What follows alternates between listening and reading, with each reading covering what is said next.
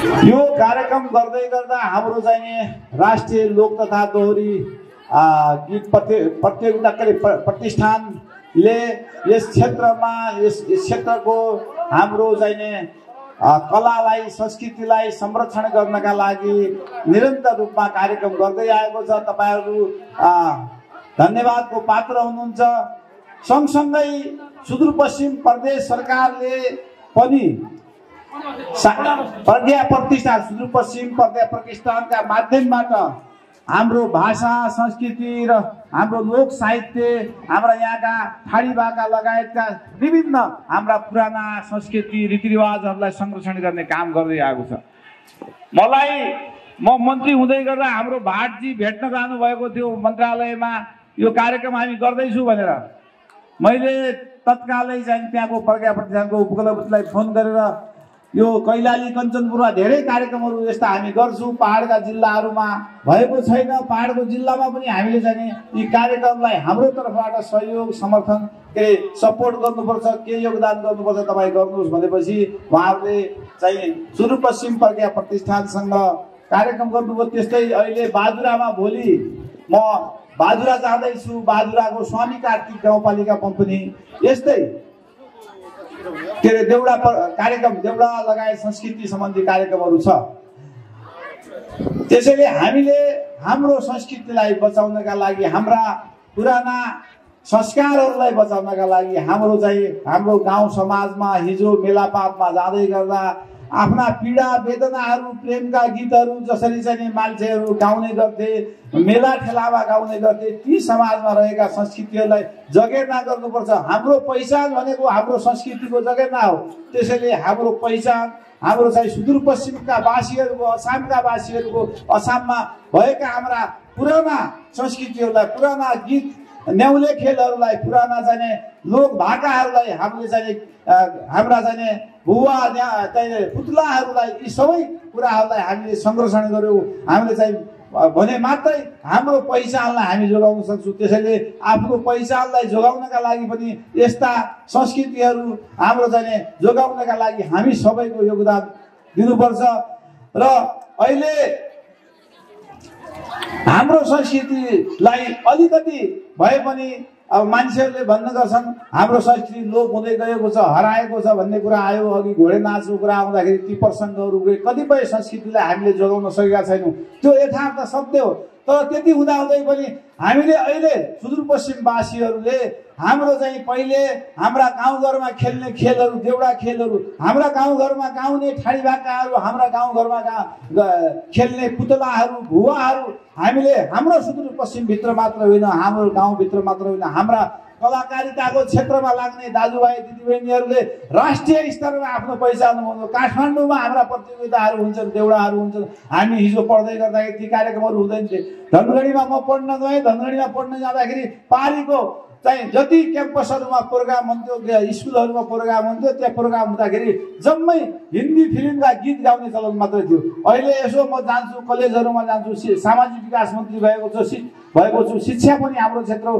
शिक्षाका विभिन्न वार्षिक उत्सवदेखि लिएर विभिन्न कार्यक्रमहरूमा उहाँ विद्यालयहरूमा कलेजहरूमा बोलाउनुहुन्छ। त्यहाँ थुप्रै साथीहरूले हाम्रो चाहिँ हाम्रा यहाँका चाहिँ ठाडी भाका पनि गाउनुहुन्छ, देउडा पनि खेल्नुहुन्छ, हाम्रो चाहिँ पुतला खेल्नुहुन्छ, भुवो खेल्नुहुन्छ, देखाउनुहुन्छ।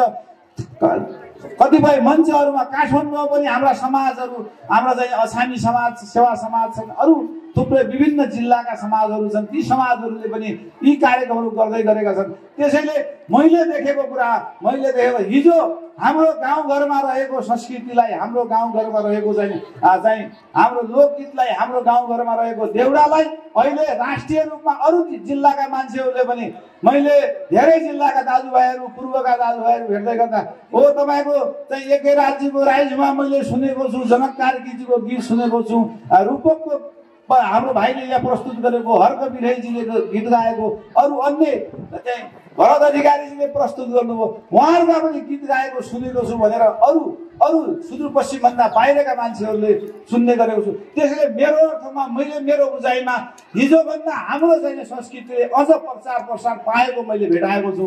तर कतिपय हाम्रा संस्कृतिभित्र, हाम्रा संस्कारभित्र रहेका कतिपय कुराहरू हराएका छन्। तीलाई पनि कसरी जगेर्ना गर्ने, त्यो कुरामा हामी सबै लाग्नुपर्छ। सुदूरपश्चिम प्रदेश सरकार लागेको छ। मैले तपाईँहरूलाई अघि भनिसकेँ, मैले विशेष गरिकन अहिले खेलकुद क्षेत्र हो, संस्कृति क्षेत्र हो, हाम्रो मन्त्रालयभित्र रहेका साहित्यको क्षेत्र हो।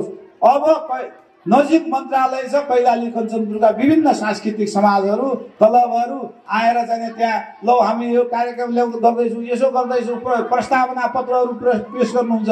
मैले भन्ने गरेको छु, अब तपाईँले कैलाली कञ्चनपुर मात्र केन्द्रित हुनु हुँदैन, खेलकुद परिषदलाई पनि चाहिँ के अरे प्रज्ञा प्रतिष्ठानलाई पनि हामीभित्र रहेका चाहिँ अङ्गहरूलाई तपाईँहरू अरू जिल्लामा पहाडका जिल्लामा पनि कार्यक्रमहरू गर्नुहोस् भनेको छु। अघि मैले फोनै गरेर अस्ति चाहिँ हाम्रो एकता रिता साई बहिनी चाहिँ हामीले चाहिँ बाजुरा कार्यक्रम गर्छु दाइ भन्नुभयो।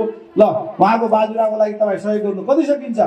हामीले धेरै सम्पूर्ण रूपमा यहाँको खर्च बेहोर्ने उहाँहरूको व्यवस्थापनको हामीले सकेन, तर हामीले सुदूरपश्चिम प्रदेश सरकारको बजेटको सीमितताका बिचमा धेरै क्षेत्रमा हामीले सहयोग गर्नुपर्छ। त्यसमा हामी सहयोग गरिरहेका छौँ र म आएपछि मैले त्यो सहयोगलाई सेन्ट्रलाइज होइन, विभिन्न क्षेत्रमा, विभिन्न ठाउँमा, विभिन्न जिल्लामा विभिन्न साथीभाइहरूले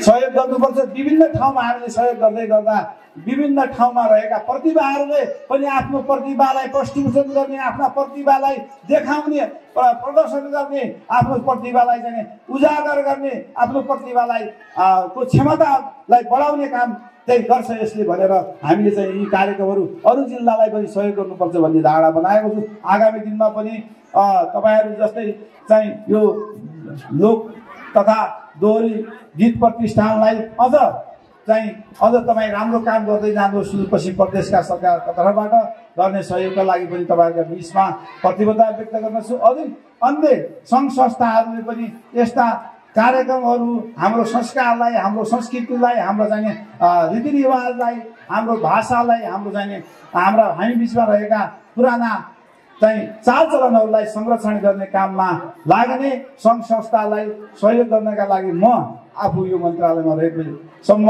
तपाईँहरूका बिचलाई गर्ने कुरामा पनि आफ्ना चाहिँ अब चाहिँ तपाईँहरूको बिचमा प्रतिबद्धता व्यक्त गर्दै पुनः यो कार्यक्रमको सम्पूर्ण रूपमा सफलताको शुभकामना व्यक्त गर्न चाहन्छु।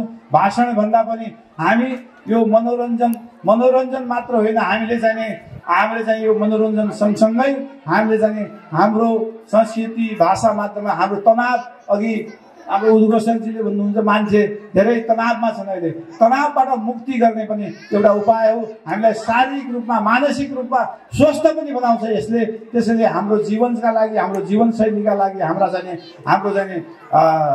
हाम्रो व्यक्तित्व विकासका लागि पनि यसले महत्त्वपूर्ण भूमिका खेल्छ भन्ने कुराहरू तपाईँहरूका बिचमा राख्दै बिदा हुन्छु। हवस् त, धन्यवाद, नमस्कार।